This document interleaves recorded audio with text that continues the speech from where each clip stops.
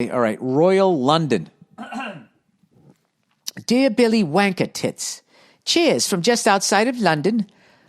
He says, I love your take on the Royals. I once spoke up in school and said that I thought we should just sell off the royal palace and give back all the riches that were stolen. I'm not a dumb cunt, so I suggested we keep some money for the poor plebs here and get most of it. What's a pleb? Oh, God, did I just say something that's offensive over there? Okay, British slang, pleb. Oh, God, look at that sandwich spread. So disgusting. British slang, plebs. If someone refers to people as plebs, they mean they are of low social class or do not appreciate culture. I knew it. It just didn't sound complimentary. I'm not as dumb as I look, so I suggest, okay, blah, blah, blah. I'll never forget what the teacher told me. He said, stop being a wanker and get back to reality. We're stuck and doomed. Yeah, you know something? When you get old, that's kind of where you end up. You're kind of like, yeah, there's no way. The shit is what it is, and there's no way to stop it. Now, that doesn't mean you can't stop it. It just means you don't have, you don't have the Gandhi gene, and you're not going to turn it around, meaning me and your teacher. So, yeah, that is fucking, that whole thing's wild. I like how the Royals came back. It was like, right, she totally misrepresented us. Oh, God. Wouldn't it be hilarious if she just totally lied? That would be fucking hilarious. Then you wouldn't know what to think. You wouldn't know what to think. Who knows? I have no idea, but I'm fucking tired of that story. All right. Booties genocide. Good day, Bill. Oh, look at this. Everybody's writing in. Look at that knife. So it appears Buddhists are no better than any other religion. Because I asked, when I was talking about Buddha bowls, I was like, how soon before that becomes offensive to somebody? And I was, but wait, did the Buddhists ever, do psycho shit like every religion seems to have done? Killed a bunch of innocent people. So this person's writing in. Good day, Bill. So it appears Buddhists are no better than the other religions. In the Myanmar, Burma, there is currently a genocide, still going on against the minority Rohingya Muslims.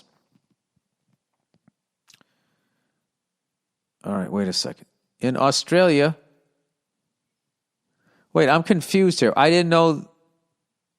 Oh, so are the Buddhists killing the Muslims?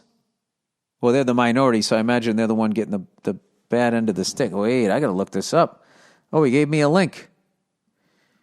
Open the link. Oh, Jesus. Here comes some depressing shit. The Rohingya genocide is a series of ongoing persecutions by the Myanmar, formerly Burmese government, of the Muslim Rohingya people. The genocide has consisted of 2 phases. Well, this is government. This isn't religion, right? I'm not saying what they're doing is right here. The genocide has consisted of 2 phases to date. The first was a military crackdown that occurred from October 2016 to January 2017. And the second has been occurring since August 2017. The crisis forced over 1 million, I hope I'm saying this right, Rohingya to flee to other countries. Most fled to Bangladesh, resulting in the creation of the world's largest refugee camp, while others escaped to India, Thailand, Malaysia, and other parts of South and Southeast Asia. The persecution of the Rohingya Muslims in Myanmar dates back to the 1970s. Since then, the Rohingya people have been persecuted on a regular basis by government, and nationalist Buddhists. There it is. Wow. Yeah, well, there's just something about religion. Something about it. In Australia, a lot of the very few refugees we actually let in are Rohingyas fleeing the violence. I've never understood how people can be so dedicated to a religion once they discovered dinosaurs, but I suppose to each their own. Cheers and go fuck yourself. I thought you were going to say, how can you be so dedicated to your religion when you find out what your religion has done to other people? not practicing what they preach and that there's a heaven and hell, yet they're behaving like this. And you're kind of like, well, then that really makes me feel like you're making all of this up. If you're not afraid of going to hell, because you clearly aren't if you're behaving this way, right? All right, world gone mad. Hey, Billy Rusty Bullocks. Bullocks. I'm Matt from the UK.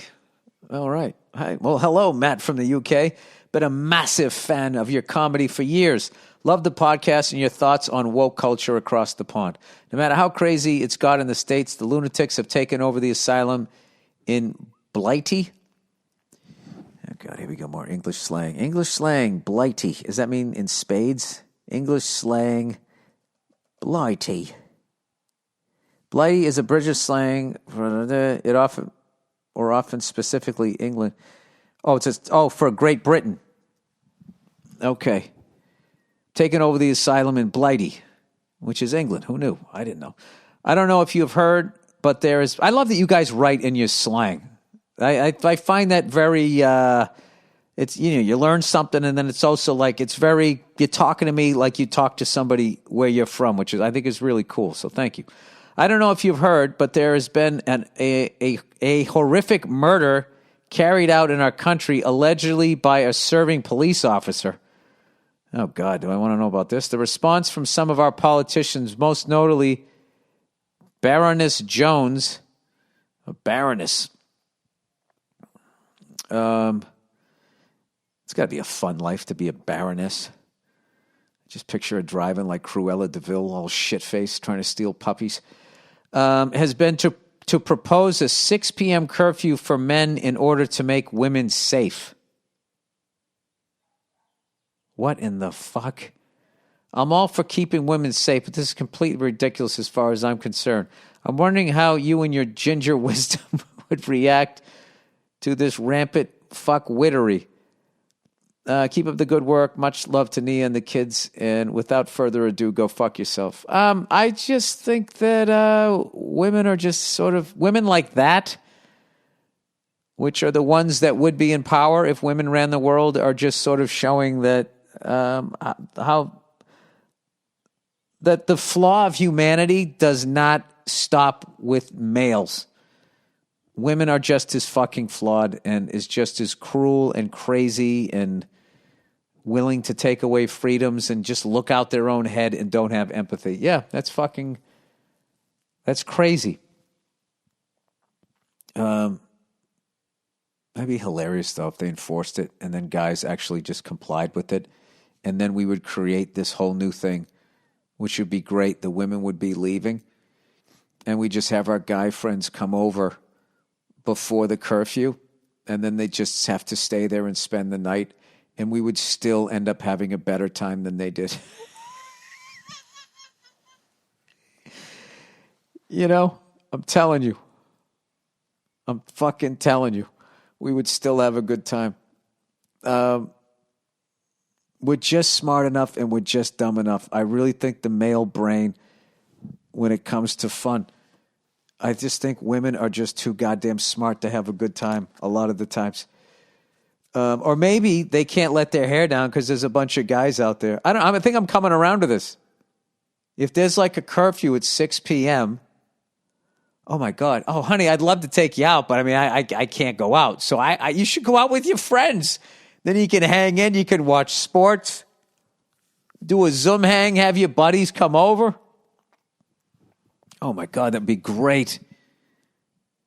Then you could have like a fucking guy's speakeasy on every block, some guy's fucking basement, and every fucking cunt, right, just hops the fence and goes in there and hangs out. And then what are the cops going to enforce it? You bring them in, you hook them up, a little Pappy Van Winkle, That's it. It's going to take some male feminist Elliot Ness to shut that shit down.